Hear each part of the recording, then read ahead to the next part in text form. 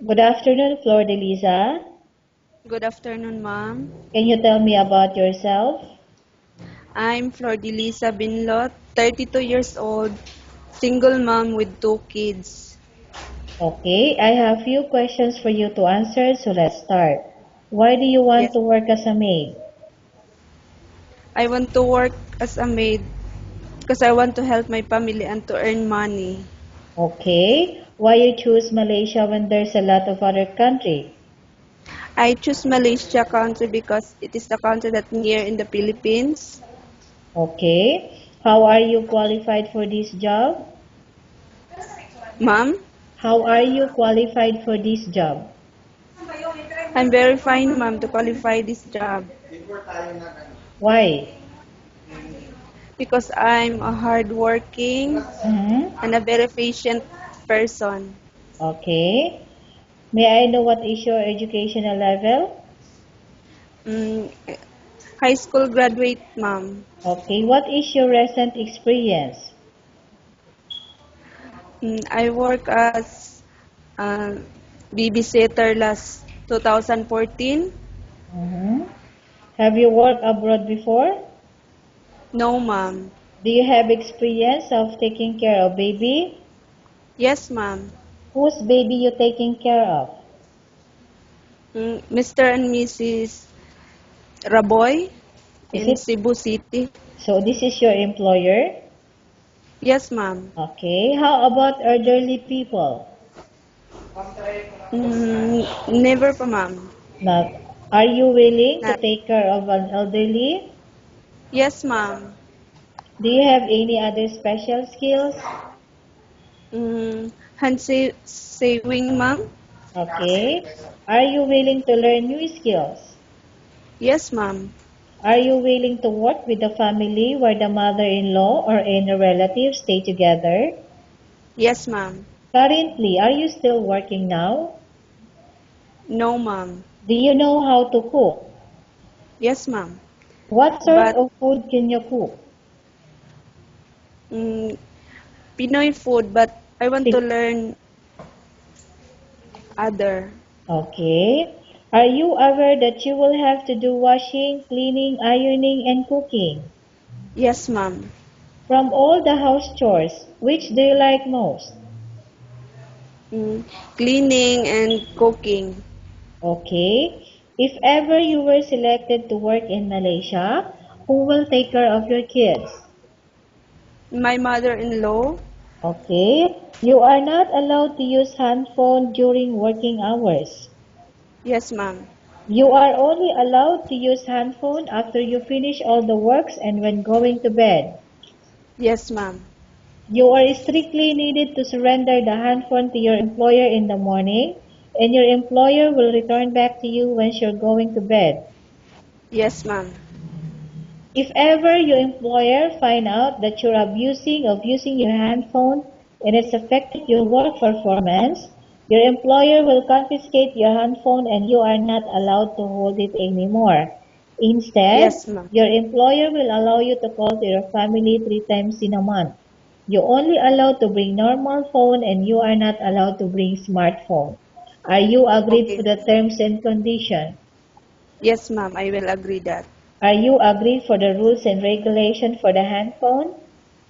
Yes, ma'am. How many years is the contract as you agreed and understand?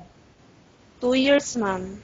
Can you describe for me your ethics, your attitude? Mm. I'm a good person, honest, and hardworking. And most of all, I'm a very patient person. Okay. How can you assure to us that you will work hard in Malaysia? I work hard in Malaysia because I want to help my family. Okay. Can you promise not to use the telephone without the permission of your employer? Yes, ma'am. I will promise. Can you promise not to put on makeup but to dress properly while work? Yes, ma'am. I will. Can you promise not to invite friends and relatives without the consent of your employer? Yes, ma'am. Can you promise not to ask for advance salary from your employer under any circumstances? Yes, ma'am. Do you really understand of the rules and regulations of the agency? Yes, ma'am, I understand. Do you pay any placement fee for you to come to Malaysia to work as a maid? No, ma'am. Do you have any history of sickness, example breast cancer or any other illness? Never, ma'am. Do you suffer from any skin diseases, allergy or physical defect? No, ma'am. Have you suffered from any serious illness? No, ma'am. Have you undergone any operation? No, ma'am. Are you medically fit? Yes, ma'am. Are you on any medication?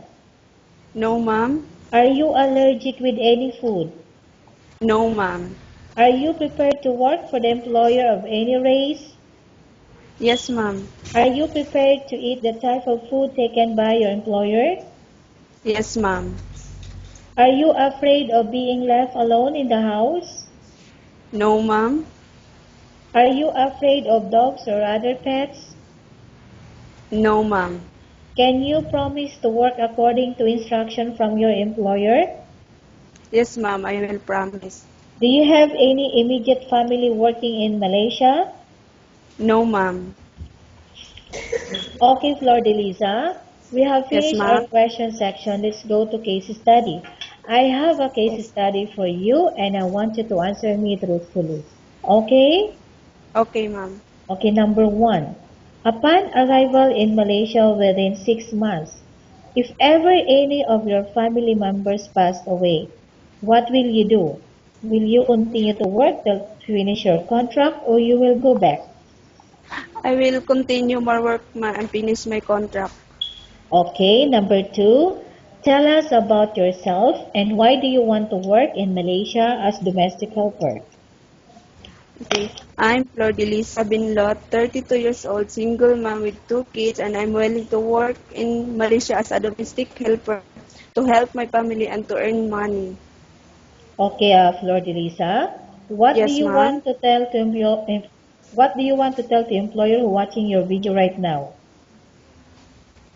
Mm, If ever I'm selected my employer, I promise to do my task and work and hard work. Okay, thank you very much, Flor de Lisa. We will You're update welcome, ma'am. we will update your agency if there's any selection made by the employer. Okay, ma'am.